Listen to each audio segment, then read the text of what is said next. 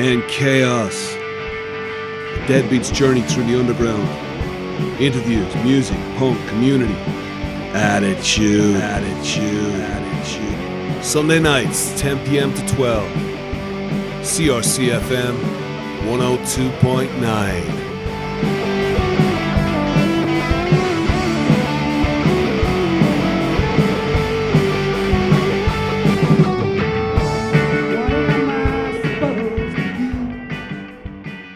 Okay, well, hey, pop pickers, this is John Fleming of Fiction Fueled Delinquents, the Prongs.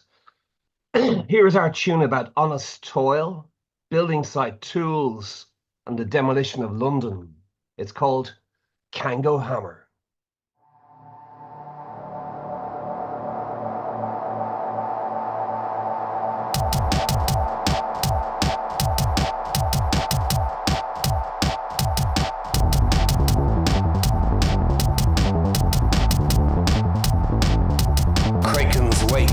Kraken's wake, London Bridge. Labourer toils to tear down the bridge with Kango hammers, Kango hammer. Every so often one would break away and plunge into the water, and there it lay. Kango hammer, break away, plunge down into the water, and there it lay. The bridge was dismantled and shipped away. Purchased by a Yank and reassembled in a theme park in the USA. With Kango hammer stake the Thames River bed. Rusting monsters slumber down there on the river bed. Building site tools pretend to be dead.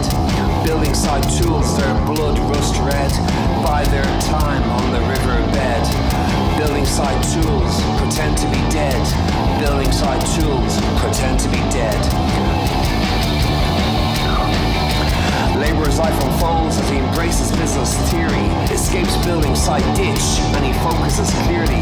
Against city economics, he fights fire with fire. He employs pals in his family firm, specialising in plant hire. Labourer gradually transforms his muscular life, because often gets children and he gets a wife. Suffers decades of trouble and decades of strife. Insomnia cuts asleep like a carving knife. The paint-chipped JCBs, the forklift trucks, the broken hods, the skips for crooks, the contracts signed, the meaty handshakes done, budgets and schedules, they're all overrun. Insomnia cuts asleep like a carving knife. Every night, and then the Kraken Kango hammers come back to life. Crawl out of the water to ruin his life. Kraken Kango hammers come back to life. Crawl out of the water to ruin his life. Rusty Kango, flexes like tails they drag behind. Pogo across pavements to destroy what they find. Bulldoze London, chisel every brick. Pogo Kango hammers kill Christopher Wren. Tunnels and bridges of Eisenbar and Bunnell Den. Building site ghosts cause mayhem and trouble. Reduce the built environment to dust and to rubble. Lifetimes of work are finally demolished, but the Kraken Kango hammers gleam, newly oiled and polished.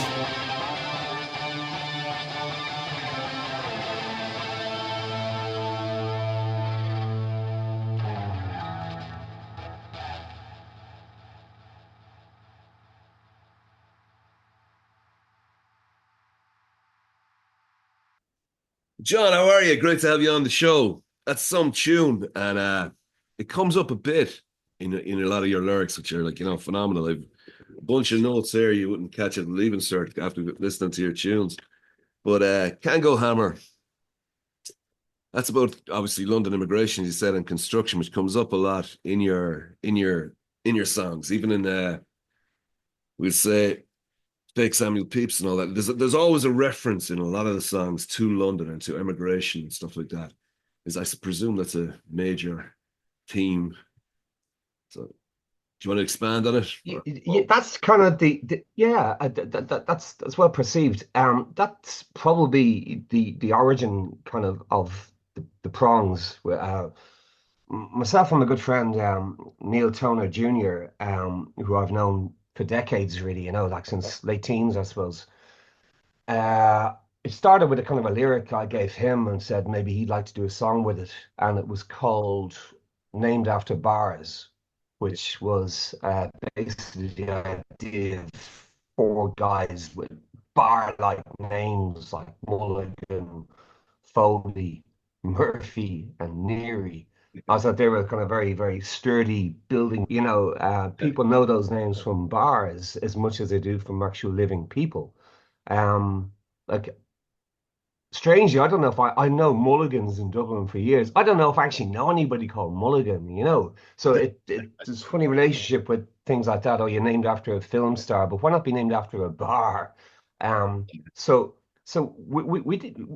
Neil worked on that, and then musically, and we kind of toed and froed, and then basically we developed a crop of tunes that came out of a novel that I wrote called The Nana Express, which I probably wrote in the late 80s stroke early 90s, and tried to get it published, and it achieved a certain level with an agent, like a well-known agent, but it fell at the final furlong, but was dismissed as being an edgy cult novel, which I said that's okay by me. That's what we always wanted to do. um, and so with time and tide and advancing years, you realize that you got to do this stuff yourself, which again is the punk rock thing. Is it? And you could wait forever to be signed up by CBS or Virgin Records or Rough Trade or Small Wonder or Factory or whatever, and then one day you realize that, well, they did it themselves, so you do it yourself as well.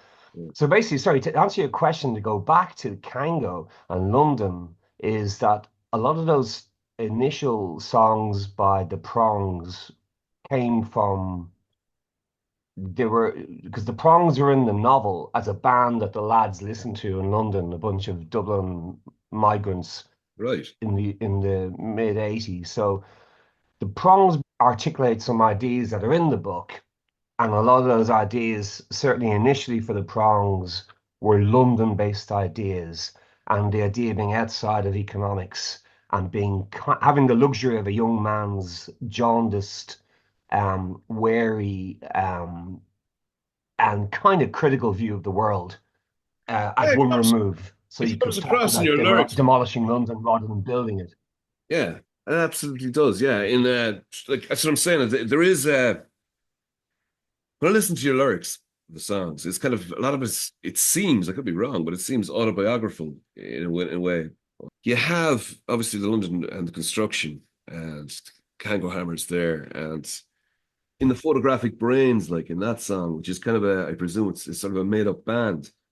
And you're talking about like it's beautifully written. Like you'll have the lyrics are, you have to listen to them several times, like to enjoy them properly. But these words were easy to learn, no limits to our pain. Like, and like to me, that's like okay. You're saying that a band has created some lyrics that are fairly simple to learn or whatever, like kind of a punk rock thing. But at the same time, maybe it's simple because there's no limits to our pain because we got so much to be able to say about it. I just loved we sung the forensic detail of our day. It's a beautiful image there. Tried to point them towards one hand clapping. You're talking about the audience, but they drowned out our advice with a deafening applause. You have a lot of sustained metaphors. Like you're clearly, I hadn't heard that you'd done the book before, but I'm not surprised after reading and listening to these lyrics. But yeah, sustained metaphors is a big thing. London, immigration. And I suppose when I'm listening to this, some of it reminds me of John Cooper Clarke and his like Beasley Street and that kind of descriptive writing. Uh, what's the process? Like, I mean, these are poems you're really kind of speaking over music a lot of the time. What's the creative process? Do you sit down? Yeah, there's a large amount of truth in that. The Cooper Clarke reference is again is perceptive. I suppose if you cut me open, inside would be a lot of affection for the fall. Yeah. John Cooper Clarke, Blue Orchids, a lot of that stuff was kind of as much spoken as it was sung. As long as we go back to Velvet Underground, a lot of Velvet Underground is kind of a little bit of singing, but it's kind of spoken singing in a way. It's a form of narration, It is. This was going to say and art. with It's that, storytelling. It's storytelling on top of music, which is, impressive. It's captivating in a way. Like you, I think, and a lot of songs, tell a tale, but quite often they tell it in a very verse, chorus, verse format, which yeah, can enable it, but sometimes puts it into a particular format, yeah, which might be, repetition, and at the worst form of that, it's "Oh baby, baby," or and there's no great complexity to it, and there's a place for that too, But at another level, I always like Jawbone and the Air Rifle by The Fall, because that struck me as being somewhere between a film script, a short story, and a cautionary tale of something, um, where Smith outlines a tale, and while he's kind of singing, he isn't really, and then I suppose due to my own, I suppose these are early days, hopefully yet for advanced age. yeah. Um, the the we've done two releases, one being the 10-track Nana Express, and one being the new EP Psychogeography, which has got Yeah. 4 tracks, which are longer tracks without going all, hippie and prog rock. Um, they have a duration that maybe some of the tales required, and they also Yeah, like some of them are allow 7 minutes me and to some are three deliver the minutes, lyrics. you know. So like but it works like That's right. That's yeah, right. and there is a stream of consciousness. There's kind of a when I listen to it, there's a sustained metaphor. Like as I said, the construction of the immigration, you'll have that, and then you'll continue to with each sentence, you'll sort of pick up. You tend to sorry, I'm gonna be clear about this.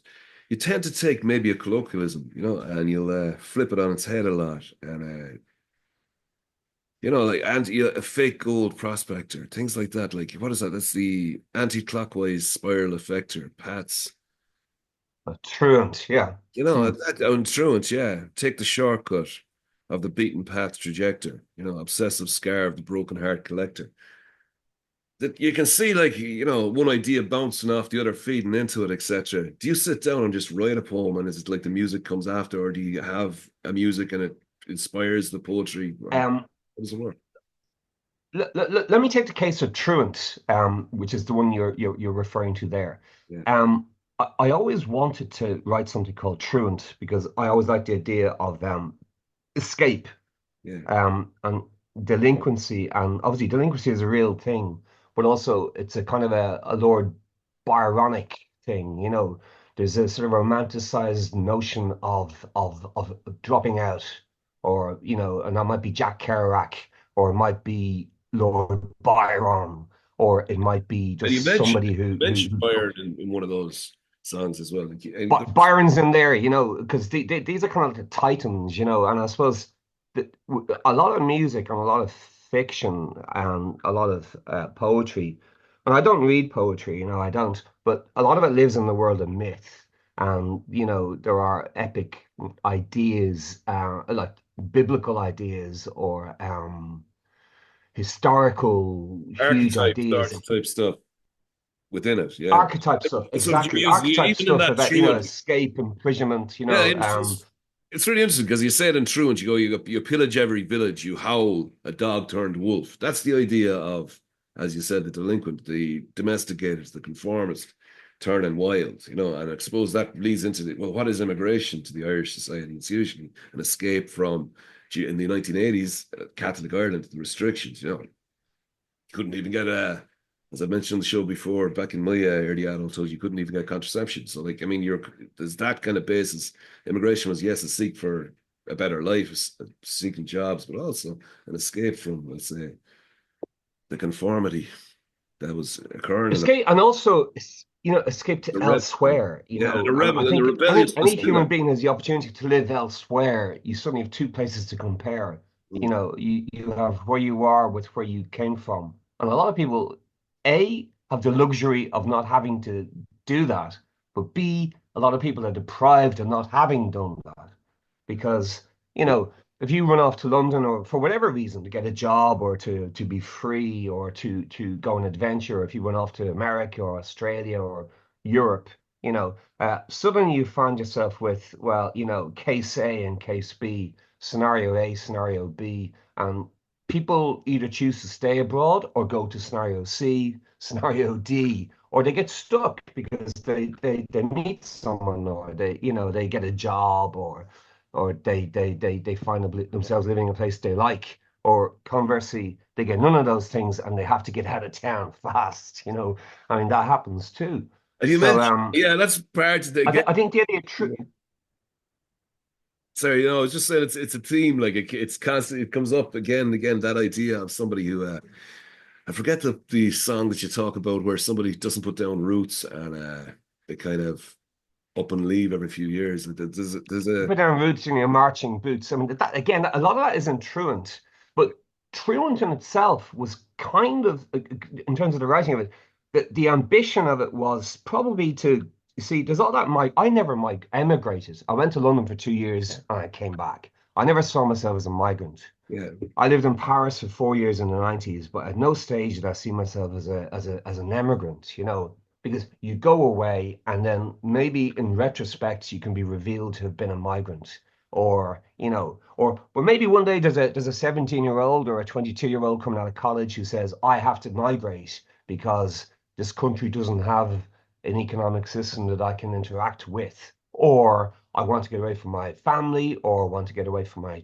small town or my city, or Dublin is no longer for me, or Cork or Castlebar or whatever is no I longer know my cup of tea. it's like And it's in the songs, like in the fake Samuel Pepys, you'll have tears of ink as he weeps at a stained glass portrait of his time, and it goes on like to push back against closing time about leaving for London or England or whatever it is. And obviously we had a closing time, maybe, well, it did in England a lot, but in certain areas it didn't. So yeah, I suppose against the confines of the theocracy that was there at the time, that comes up in the lyrics. I love the idea of at a stained glass portrait of our time. Again, the stained glass, to my mind, you'd associate it with a church, you'd associate it with almost Gothic. It's an ancient order and it's sort of oppressive, and that's the pushback against closing time, against the regulations, against yeah, it's beautifully written.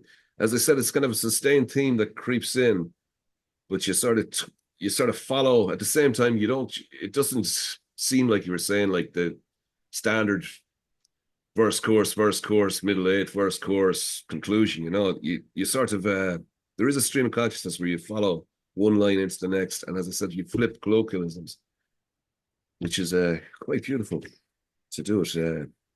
How long do these? yeah, I think a lot of that is, I mean, if you take fake Samuel Pepys, is take an English cultural icon, for want of a better word. I don't like the word icon, but Pepys is this kind of character who wrote, he was an Elizabethan diarist who wrote about London in detail. And, historians will reference his work and say, oh, this is what was going on. This is the grassroots history. He was walking down the road and the Great Fire of London broke out, or, And you the Black mentioned Ren. Plague broke out. I see you mention Ren and stuff like that in your lyrics as well. So you're kind of alluding constantly to, presume, just Christopher Wren, the architect of St. Paul's Cathedral and all that. You're kind of. Well, the idea of killing Christopher Wren, a guy working on a building site, would kill the great architect of St. Paul's using a Kango hammer, or that the Kango hammers would kill him of their own volition in a science fiction way, that the Kango hammers. This comes from talking to a friend some years ago called Ray Murphy, who was one of the, along with Dave Clifford, was involved in the very early days of Vox. Ray left Vox magazine, and which was a fantastic fanzine about the punk new wave scene, but it went beyond from subtitles films, and it had art, and it understood it as a underground, fairly intelligent activity or endeavor. Ray told me about working on the demolition of London Bridge himself, Right. back in the late 60s, early 70s. They demolished London Bridge and replaced it because, of course, London Bridge is not Tower Bridge. It's just an Yeah. ordinary bland bridge. And he said that he often wondered because they were using the Kango hammers. It was demolished, but quite often a Kango hammer fell into the water and they were under instructions not to go in after it or to let it go. Yeah. Yeah. So he had this idea that on the riverbed of the Thames, there were, 10, 12, maybe 50 rusting Kango hammers. So I said, what a notion along the lines of the Kraken Wakes, which is a John Wyndham science fiction novel about the sea monster that awakes and comes back out. So what if the Kango hammers wake up years later, come out of the water under their own power, they're gleamingly polished rather than being rusty, and they set about demolishing London. Um, Yeah. so one of those things they might do, they might kill Sir Christopher Wren, the bewigged architect or the builder of St. Paul's Cathedral. Isambard Brunel, who built the tunnels and bridges of London as well, like they go after him too. So in a way, it's a sort of a sci-fi twist on, the Irish guy working on the building site because these ideas are in the back of his head, And Yeah. I think we make our daily lives epic in a way through the imagination. That's why we like music. That's why, Smash the System is a hugely imaginative concept. Most of us never do that, but we might sing a song about it, or we might imagine it, or we enjoy going to punk gatherings where that's the ideology, and within that, all you can do is be a decent person and, you know, kind of smash the parts of the system that you don't agree with by being decent or Yeah. being, being an okay, like don't do nasty things to people, because Strive to and that's survive, not going to cause the hit them. least harm That's actually, possible, as they say. Yeah. But yeah, for sure. yeah. Like no, but I just when I'm going through your lyrics and all that, I was like, yeah, whoa, this is it was really impressive. That was. You have a great gift for setting a scene, as I said with the descriptions and all that. Like in the Now Express, you'll talk about some Christmas party in a vast Georgian room. It was shabby genteel, functional footwear and the occasional high heel. Like it's a beautiful, set. To me, I can see it. Like I've lived in Dublin 20 years, but I can see that through that description. That's what I was saying. Like to me, that's why it reminded me of Clark's Beasley Street and stuff like that, where you can actually, it's the image is completely constructed, which again, you can't generally do in a 4-line verse and a 4-line chorus, but as other influences did things by halves, reminded me of Eliot. I suppose he was the guy who did all of the Oh, hyphenated words and stuff like that. And again, you bring in colloquialisms, like you have the time was always half past, half truant, half hearted. We did things by halves. We never went the whole hog. Things weren't half bad. There's the colloquialism. There's the Dublin. It wasn't half bad. It was grand. There's the Irish kind of thing into it. And there's a pathos, I suppose, that there's a sort of maybe a self-criticism or certainly a criticism of the scene or maybe music scene. You certainly get that in the Photographic Brain song, just kind of, almost a critique of how bands perform when you go through all the different people in the band who get let go or thrown out, etc. Yeah, drummer got really kicked enjoyed out it. because he Really was enjoyed certified as listening to these mad. tunes. Yeah, I hope people should get out yeah. and where will people find them? These are things that you should be listening to. Is it a Bandcamp? Is it? Well, I suppose you have them on YouTube and Spotify and all the way up. Where do people find the We've a products? couple of the prongs are on Bandcamp, and all the stuff can be streamed, I suppose, up to whatever you get 3 listens or something like that. And if you fancy, then maybe you could buy them. They're on CD. Nana Express is on CD. Um, the Through photograph, ye the is it to people? Psychogeography EP is on CD as well, but also on vinyl.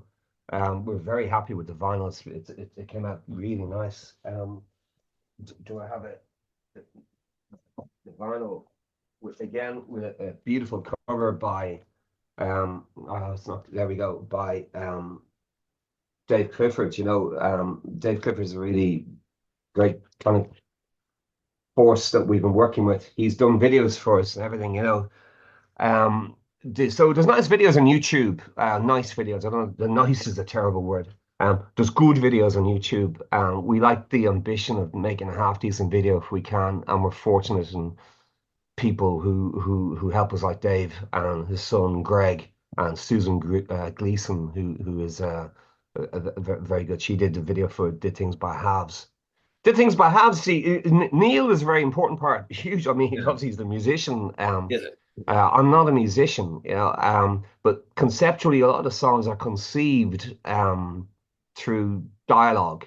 Like Did Things by Halves was the idea of, I don't know if you remember Telly Savalas, aka Kojak, did a spoken word song back, I think about 75 called was it called If or was it called When? I can't remember. But it's a spoken, thing. So we said we've got to do one like that, and almost ham it up in a kind of a kitsch way. And we have a fairly hammy, kitschy video about it as well that Susan did for us. But when we do that live, we have Telly Savalas projected in the background, and Right. everything can become sinister if slightly cooked at the wrong temperature or something like that. And Neil's mastery is an ability to kind of straddle various genre of music and and fine tune things to all fit in within the sensibility, which is the Prongs, which is we're basically a post-punk new wave band that existed but didn't exist, And Well, I find we, the music behind it kind of paints the emotional landscape of the song when I'm listening to it. oh yeah. For you guys, it seems like you will, repetition for the sake of emphasis. You'll pick a particular sentence and you'll repeat it, and then of course behind that the guitars will do something different, or it'll be a driving bass or a driving rhythm, and then an expression to kind of, I suppose, drive home that point. So it works very well. Like, where do people see the Prongs? Have you any gigs coming up and stuff like that? Yeah, we're playing on November the 17th, which is a Sunday afternoon in Barry Hartigan's Grand Social, what's it called? The Alternative Sunday Yeah. Club, I think. We're playing there. It's the kind of the downstairs, when you go to the left of Yeah, of I know the of place. Yeah, yeah. yeah, you Yeah, know it, yeah. I saw the Troubled Pilgrims there with Bitsy. I know you interviewed Bitsy that's very right. A few weeks recently, and ago. that That's was right. Yeah, and I a had very Barry good on a few weeks interview. ago too. So yeah, Um, that's great. What did that's right. that? We encountered Bitsy a lot as well. And Bitsy played with us he supported us. We played Whelan's last November. Yeah. We played the Button Factory on May the 30th. And we had Martin Brama from, founder member of the Fall with Marky Smith. He came over to support us. That's Um, and we played the Project Arts Center that was the first gig, and that was quite a thing to do because I'd never done this. And whatever about, well, Neil and the lads, and we had to recruit a band to do it as well because, the music is done by Neil, and he produces it all and all the rest. But we had to get a guy, play drums. We got Paul O'Brien in to play drums. He was delighted to join us, from the Lee Harvey. yeah, yeah. And so people have been very good to us. I wasn't sure people say, who the hell I go to It's a gigs. great People might spirit. know me to There's a go to great gigs. spirit in Dublin, we say, in that group of people. Like, because There is. you'll have Paul and all that, and Peter Jones, who they're formed the backing band for Molly Vulpine. Like, again, she had written kind of the stuff, and then needed a band to perform it. Like, and it's great to see that happening. That works pretty well, I think, up there. What's going on? There's several bands that are kind of It's share very inclusive several in the original sense of it. Like it's embracive because people are decent. yeah. It's not a theoretical smash the system but be nasty to everybody. People are just decent. Some of us. So except for you. Yeah. Oh, I love the old smashing system. Rise. Yeah. But so what date did you say the next gig was on in the Um, social club? dum, dum, dum, dum, dum. Uh, that's the Grand Social is November the 17th. So it's probably about 2.5, 3 months ago. Away. Yeah, Now yeah. there might be something before then, like it's hard to know. I suppose we don't do them that often, and we have to then kind of go in and rehearse to get up to speed, as it were. But like, there's a new batch of tunes been brewed at the moment. There's a couple of interesting side projects been done as well. Because we found that people like the idea of what we're doing, and people seem quite interested in being involved, So and we've been very fortunate with that, because I Yeah. said it could have gone the other way. People said, "What are you doing? Get out of here." Well, no, it's And authentic. Like people it's have been tolerant. yeah. So it's not the self-criticism in photographic brains when you go age disgracefully. I had to laugh at that, like, What else? What else can you do? Exactly, So exactly. the photographic brains is a mad one, really, because the photographic brains is like that, the Russian doll thing where, okay, so one of the prongs, it wasn't like a selling point or the mythology, the mythology of the prongs we crawled out of a novel so that we're somehow fictional. So therefore, we're the best fictional band that crawled out of a novel because we might be the only one. I don't know. But Yeah. then to posit the idea that there's another band that also crawled out of fiction and have been plagiarizing the prongs was an interesting idea. And then that gives me an opportunity to write, a 7-minute tune about the rise and fall of a band. Why were they called the Photographic Brains? Well, this is where it gets interesting. Right. My novel, The Now Express, has Mm. a cover that Dave and me worked on, and Dave Clifford, and it mimics a novel by a guy called Joseph Kell, who wrote a book called The Photographic Brains that I read as a slim paperback book that my dad had on his bookshelves. I read it when I was about 12. I was probably shouldn't have read it till I was 18, but I read it when I was 12. And that's about a man with a photographic brain who goes on a quiz show with the subject matter of English literature, but he hasn't ever read a book. He just memorized it all out of the Encyclopedia Britannica. And he goes on a kind of a Huey, sort of a, $64,000 question, and he wins. And he walks away with all the money, and he decides that the world is awful, and he's going to prove how awful the world is by buying everything he wants. This is the kind of the spend, spend, spend idea. And at the end of it all, he's going to kill himself and kill his wife. But before he goes, as a debt to literature and the greats of English literature, who he's exploited by memorizing out of the Encyclopedia Britannica but never reading, he commissions a kind of I think, a stereotype drunken Irish playwright to write a play about his story, which is called which is called One Hand Clapping. That's another reference in the song. Right, right. Um, and at the very, very end, the writer warns the wife, "Oh, don't do it, he's going to kill you," and all the rest. And that's the ending. But Joseph Kell turns out to be, I only found this out about 20 years ago, was Anthony Burgess. Anthony Burgess was told he had a brain tumor and he was dying and he had to earn money really fast. So he started writing all these novels. As publisher said, you can't bring out 3 novels in 6 months. So we use a pseudonym, and the pseudonym he used was Joseph Kell. Anthony Burgess, Clockwork Orange, right here. Yeah. Anthony Burgess was also trying to make money as a book reviewer, and one of the books he was given to review was Joseph Kell's One Hand Clapping, which he himself wrote.